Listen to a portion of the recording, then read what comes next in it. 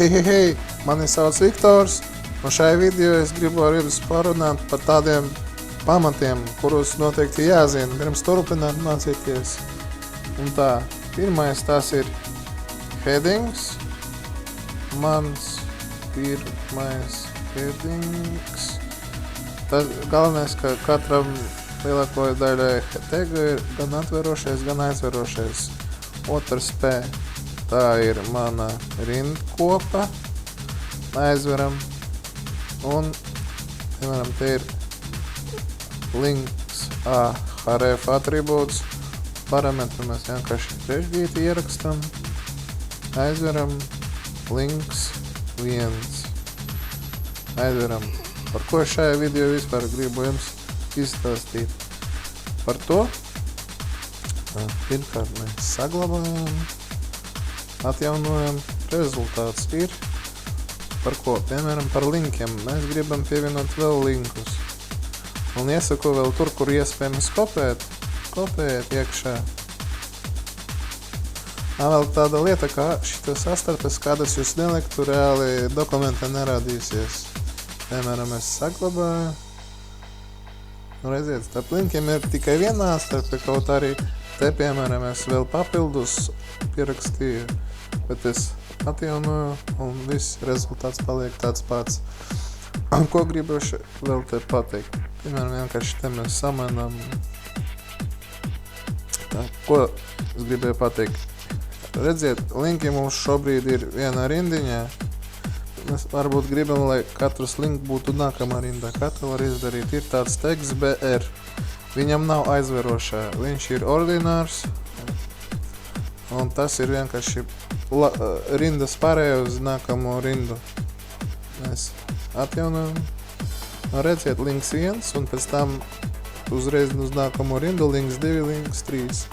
Vēl viens tāds noderīgs teksts ir teksts, un viņš arī ir ordinārs. Teksts HR. Mēs saglabājam, atjaunojam, un redziet, ir rezultāts. Pēc otrā lika ir līnija horizontāla pa visu ekrānu. Tā lieta, ka šito tegu HR var stilizēt, par to arī būs kāds video, ko vēl gribu šeit par. Pirmkārt, par pilnu HTML dokumenta struktūru.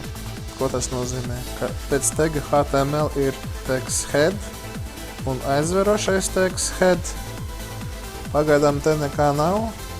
Mēs saglabājam, atjaunojam lapu, nekā nav. Pēc gribu par to tegu pateikt, kam tas domāts. Atveram, piemēram, kādu lapu, spiežam labo taustiņu View Page Source, un kad mēs esam atveruši to source, tad skatāmies, piemēram, dokuments internetā. Redziet, viņam ir HTML sākums, un te ir heads sākums, head, un te viņš beidzās. Uzreiz pēc head iet body. Un skatāties, kas te ir. Te ir title, tas ir lapas nosaukums. Un te ir daži tegi, kur ir vajadzīgi. Tas ir norāda satura kodējumu, lai latviešu valoda labi attēlotos. Te ir arī tādi metaname tieši kā Google indeksēs jūsu lapu. Un te ir meta keywords. Tas ir atslēgvārdi meklētāji, piemēram, cilvēks ierakstīs, un varbūt paries redzēs arī tajā rezultātā jūsu lapu kaut kur description, lapas apraksts arī priekš meklētājiem. Un arī viss. Un, piemēram, ja jūs gribat apskatīties tieši to source, tad jūs redzēsiet, ka katrai weblapai ir tas sadaļa head. Te viņa sākās, un te viņa beidzas. Rekur te. Redziet, tajā sadaļā head ir tāda iespēja ierakstīt skriptus, tas ir JavaScripts, vēl viens JavaScripts. Tā te ir vienkārši organizēts. Vienkārši tas bija, ko es gribēju jums šajā video parādīt, tieši to web dokumenta struktūra. Un tā vienīgais, ka